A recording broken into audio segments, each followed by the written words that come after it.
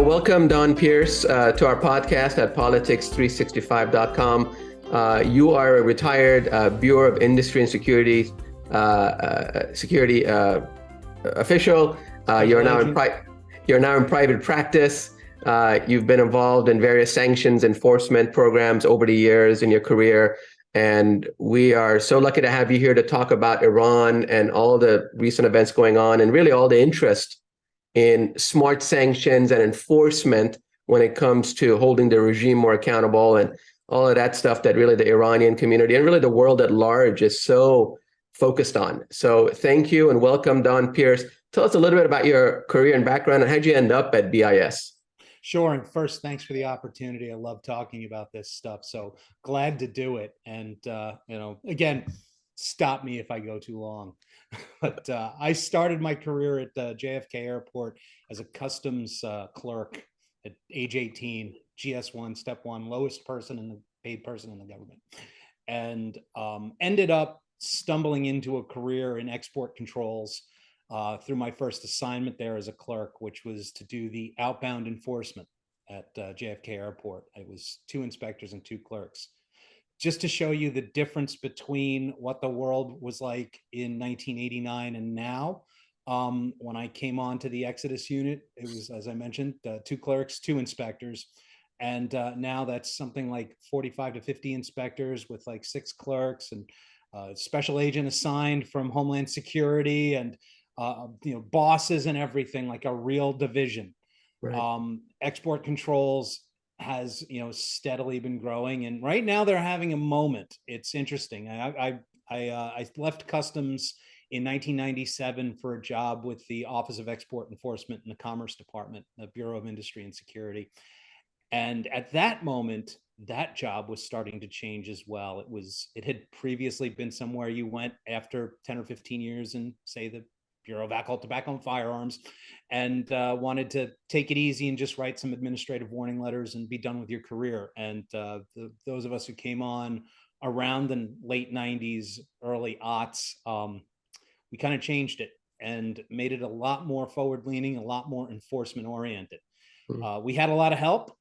The situation called for significant increases in budget and in manpower. I went from about 80 to 100 agents to 120 when I left, and currently the talk is that it's up to 140 now. So you can see that these regimes have been growing, and frankly, it's having a moment because this is the first time I think that the press and the media have realized the importance of export controls and sanctions enforcement.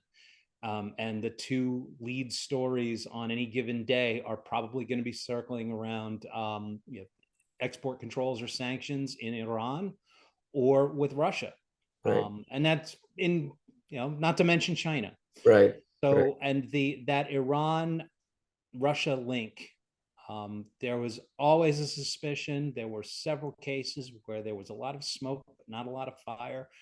And now you can see how there is a direct link in some cases between Iranian procurement and furnishing of weapons to the Russians, as well as to the Houthis, as well as to terrorist organizations all over the world. And don't call it a comeback because BIS has been here for years trying to stop. Right. Right. Wow. I mean, you're right. Our world is becoming increasingly more complicated. And, I think for a lot of Iranians, we never imagined that somehow Iran would get caught up even in this Russia-Ukraine war as it has. And in fact, many Iranian rallies around the world now include Ukrainians, which is just an amazing sense of the world, peace-loving world coming together. And saying, we stand together with our brothers and sisters. It doesn't matter where you're from, Ukraine, Iranian, we're all kind of dealing with the same dictatorships one way or another. So given recent events, I mean, can you shed some light not only into, I know that there's comprehensive sanctions against Iran, but what is the current status and what should we expect going forward? Is there any appetite for what I'm going to call, and I talk with guests about this all the time, smart sanctions, where we can refine it? Because right now, general comprehensive sanctions are hurting everybody. Of course, we want the regime to be more accountable. but we have workers and individuals and just private citizens in Iran that cannot afford bread. And whether that's directly related to the sanctions or the horrible public administration practices of this regime, is you can argue with that. But they need every advantage, I feel, every advantage that they can get over the coming critical year. What do you think that would look like? So first, kudos to the Office of Foreign Assets Control, who have the primary responsibility for drafting and designing the sanctions against Iran. There are general licenses available for humanitarian goods, for items in telecommunications that can be used to get the messages of freedom into Iran. Mm-hmm. There are programs for, obviously for the foods and medicines, and for other items that would not be of use to the regime in general.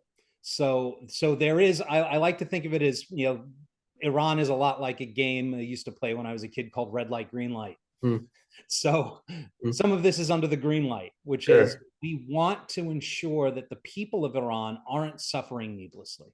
Right. On the other side of that coin is the red light of we also do not want to continue to support the regime or allow them to get the goods and technology that would allow them to further repress their people and or support terrorism, as well as a general desire to ensure that the Iranian military is at least in check, if not unable to get the latest and greatest technology to assist. Right. So the trick here, and smart sanctions, and I love when they first rolled out the term smart sanctions, a lot of us kind of scratched our head and said, well, does that mean that the sanctions for the last 10 years have been dumb? Yeah. But the Office of Foreign Assets Control, the Bureau of Industry and Security, and the Commerce Department, the State Department have been trying to fine tune those sanctions to get the maximum effect against the regime and minimum effect against the people. Right. Lists of things are often being replaced by lists of people and organizations. Right. The end user restrictions are key in the U.S. export control regime. And what's the good news on that side is it allows you to name and shame those who are acting contrary to the national security and foreign policy objectives of the United States. They get put on a list. That list is publicly available, and anyone can get their hands on it. And that means not just in the United States, but companies and organizations all over the world. And what's great about that is oftentimes, regardless of which list you're on, legitimate companies will not do business with you because you're on a list. Right. So the targeting of these sanctions at the actors, I think, is huge because it goes beyond U.S. export controls. Right. No, that's a very good point about the transition from sanctioning things to people. I think used to get in a lot of trouble because the licensing officers whose job it is to classify items would hear me say things like, oh, I dream of a day where we don't have long lists of commodities and we're just doing everything end use. Right. Because let's face it, it's significantly easier for a U.S. company to be able to find out about their potential end user now than it ever has been in probably the history of civilization. Right. So as we put these people on a list, the U.S. obviously can track it. I mean, I'm asking about the U.S. government. What can the U.S. government do? I know what the U.S. industry typically does, like, Bank of America, or, if they see they have compliance offices, and if they have somebody on that list, they certainly don't do business with them or they report them. But once the U.S. government places somebody on that list, what happens? So the first thing that happens is, maybe I'll back up even further and tell you how they end up on the list. Sure. So there is an incredible office in the Bureau of Industry and Security called the Office of Enforcement Analysis, which is literally some of the greatest minds on technical and intelligence development in the United States. And they're like, nobody knows who they are because they don't go out and brag, right? Sure. I mean, people barely knew who the Bureau of Industry and Security Right. was until like maybe 2 years ago. We have that ZTE and Huawei to thank for that. But Right. this is a group that has a mandate of seeking out information on the end users of U.S. goods and technology. Right. And if they find someone interesting, they have a number of tools in their tool chest they can use to try and learn about it. And some of these are available to U.S. companies as well, such as open source in intelligence development. Just basically seeing what's out there on the internet. What are people saying about these companies? You can add to that the classified section that they have, obviously, that U.S. companies don't have access to, but they would, and they can then use that information that they can't release to develop information that they can, Right. in a thing called parallel reconstruction. Right. And not to shortchange my brothers and sisters over at the Office of Export Enforcement. They play a key role in this as well. Right. A good chunk of the agency is specifically looking for potential transactions that could violate U.S. export controls. And that goes from everything from reviewing shipping documents on a daily basis to the agents who are posted overseas as export control officers doing end-use verifications to ensure items are where they're supposed to be and doing what they're supposed to be doing. And the information that comes out of those pipelines can get fed back to the Office of Enforcement Analysis and can guide them as to where to look and what commodities, what goods, what technologies, what players should we be looking at, and who should we be going and knocking on the door next. Right. And these people, if they're sanctioned, there is what, criminal penalties, civil penalties? Both. What can happen to both of them? So fines and prison. That's correct. Right. And so we'll start with the administrative penalties, which somewhere in the neighborhood of $300,000 per violation. The number changes every year because it gets boosted for inflation. So if any of your listeners are planning on violating export administration regulations, do it before December 31st, because when catch you after January 1st, that's going to go sky high this year. Oh no. In addition, this one is one of my personal favorites, is a denial order, which allows, because exporting is a privilege, not a right. Right. So the Bureau of Industry and Security can deny your export privileges, either temporarily for a period of up to 180 days. In fact, as we're recording this, release just went out about a group of persons who were attempting to ship goods to Russia for use in their military-industrial complex. They've been placed on a 180-day temporary denial order, which means they are not allowed to export anything. Right. Full stop for 180 days. Right. Now, that doesn't sound like a lot to an individual, but to a major corporation whose exports are, they're relying on for their bottom line, that's an issue. Right. That's an issue. And that's even before we get to the criminal penalties, which can get into the millions of dollars and also up to 20 years in jail.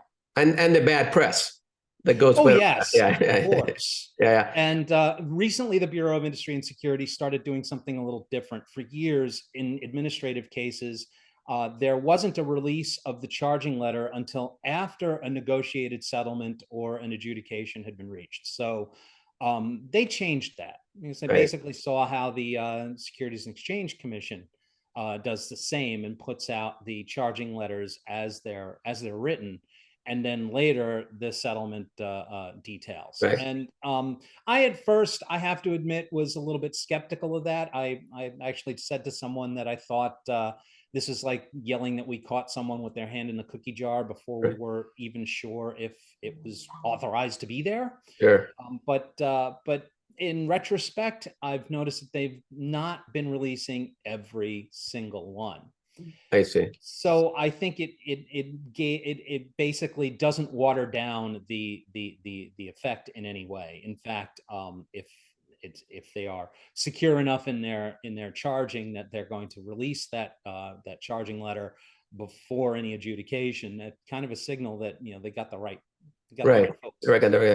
And I think as you look at that process, what I've observed over the past 25 years that I've been in and out of this conversation about trade sanctions and Iran and American engagement, a lot of the folks that get caught are Iranian brokers on this side, not necessarily the oppressive organs of the state that stay within Iran's borders, at least in name.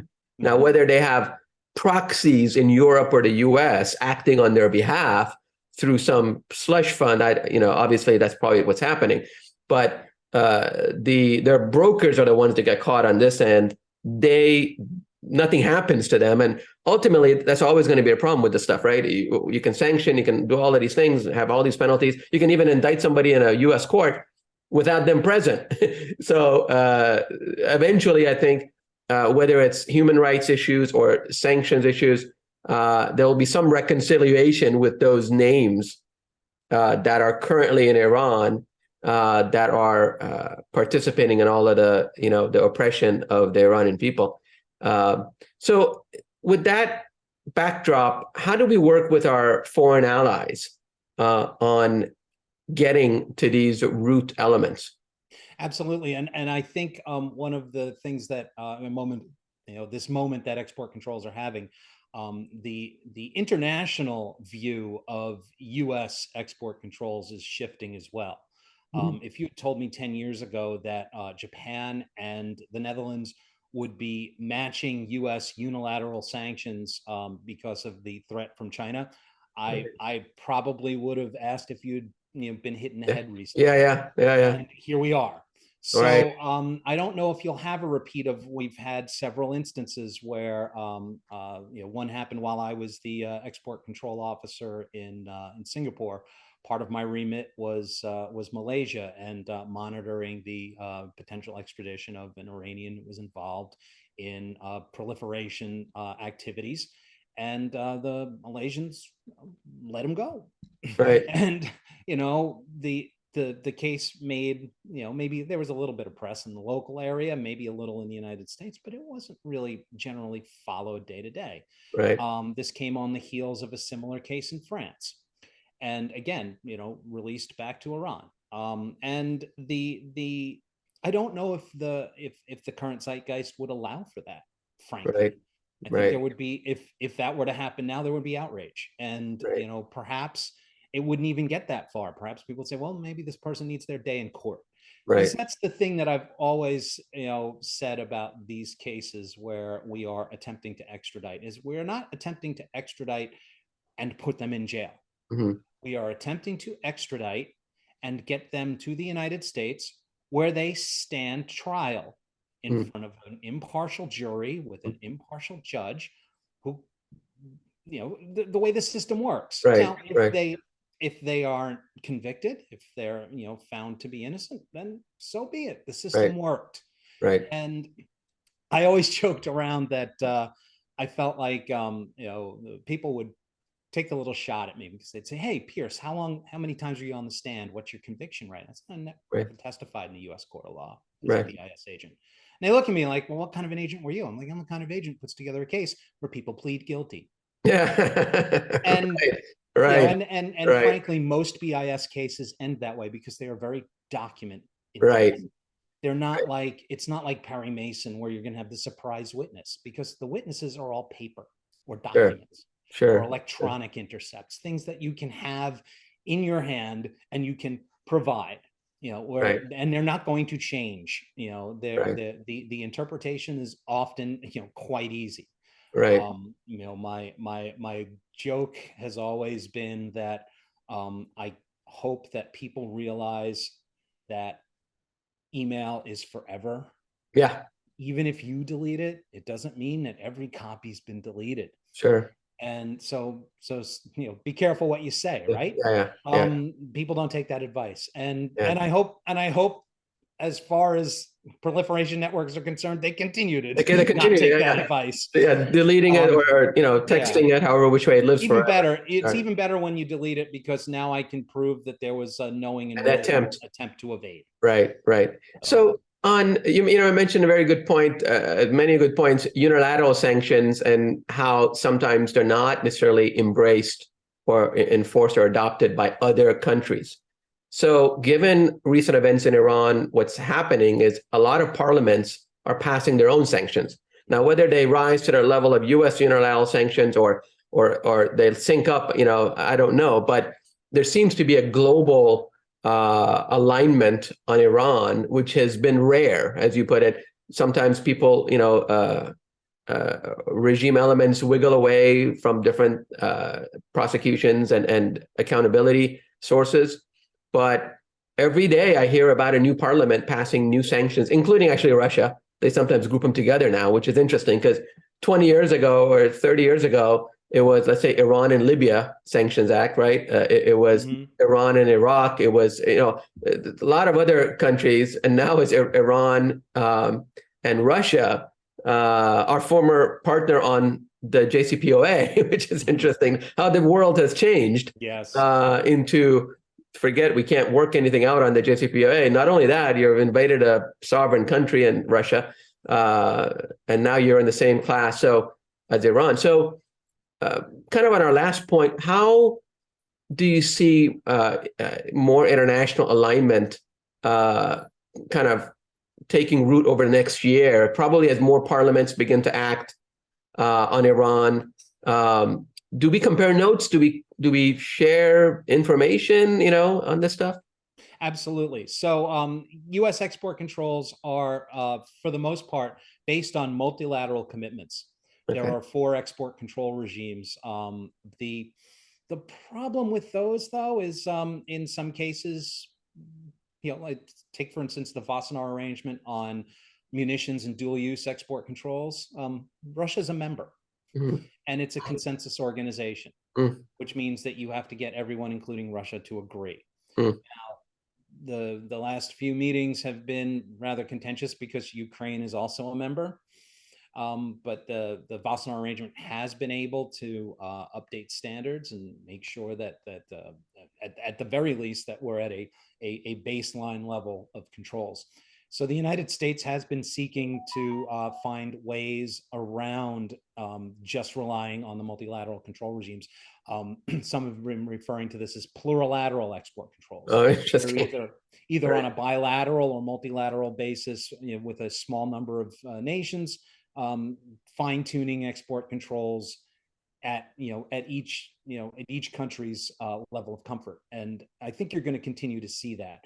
And I also think that this makes it a lot easier for the United States and for like-minded countries to fine-tune export controls to the goods and technologies that their countries are providing that might be of interest to the Iranian regime, and ensure that those are controlled at a significantly higher level without impacting the normal trade.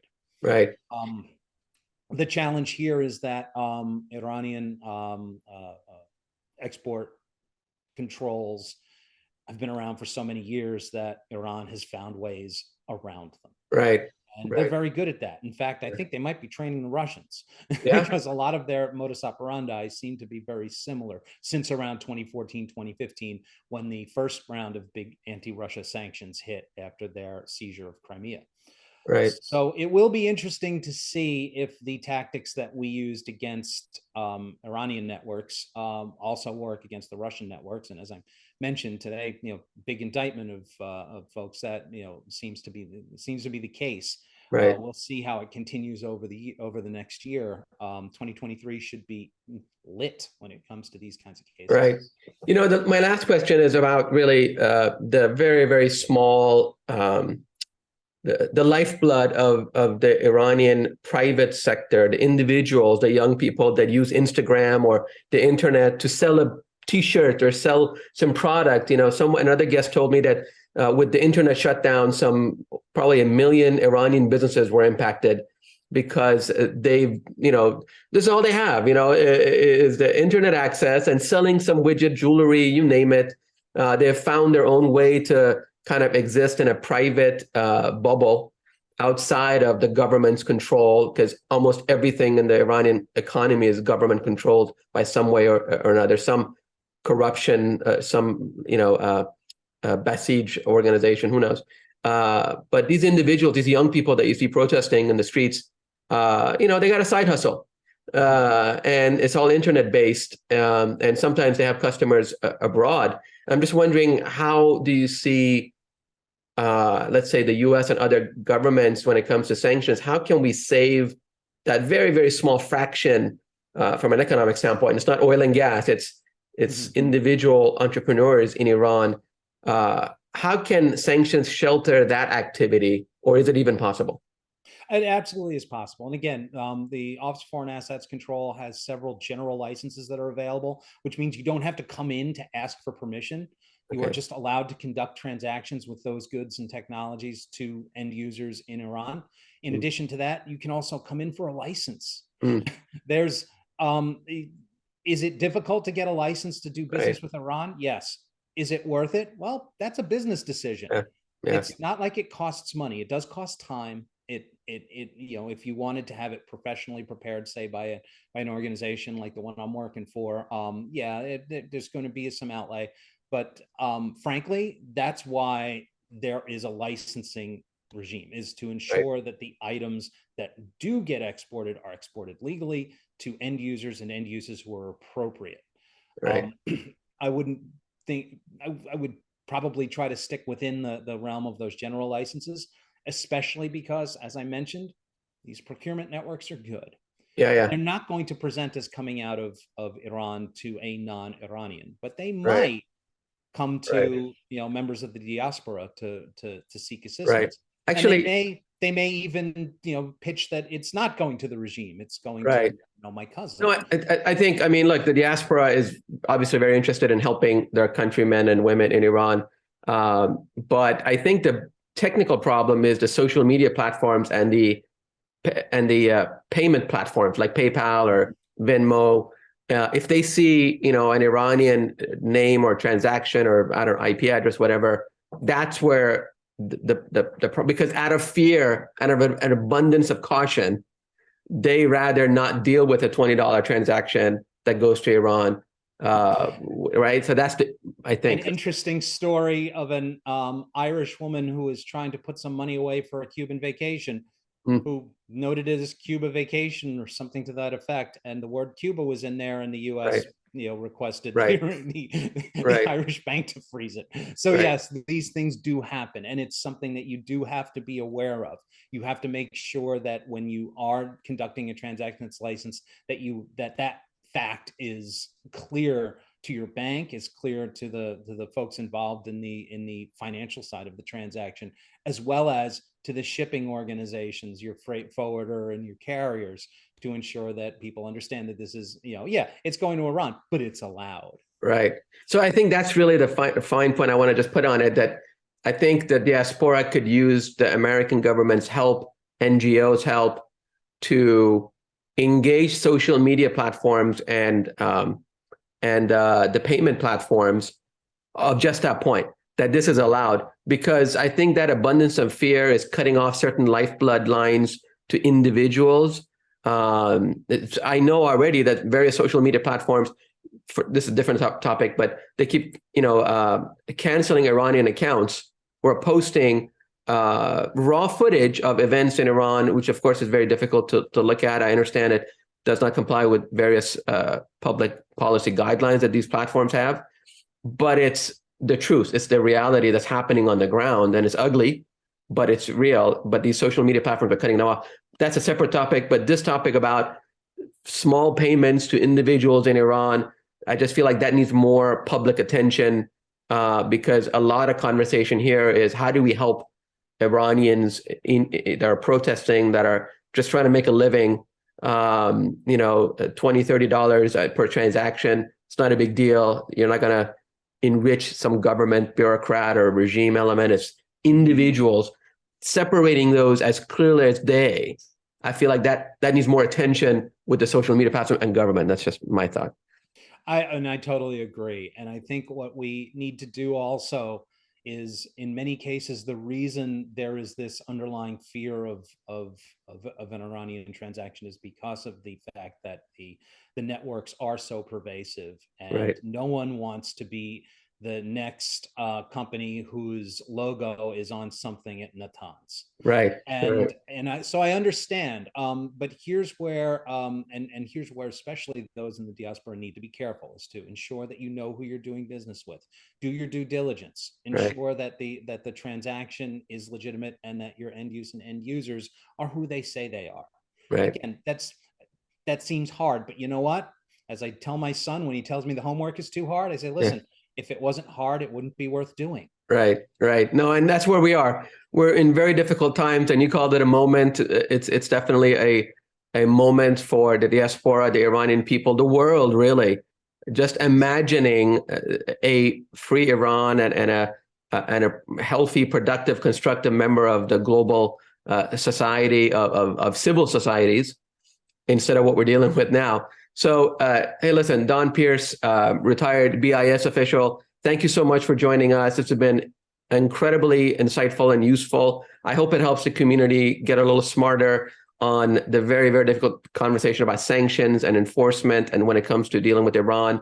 We're going to keep talking because this is not going to go away. Next year is going to be even more complex with more difficult issues to face. And in this country, we're a nation of laws. And to the extent that we can understand and explain those laws that govern this very, very complex and important relationship, our tiny platform is very happy to play a very small part in furthering that conversation. So thank you very much, Don Pearce. Glad to help, and I guess I'll see you next year. See you next year. Thank you.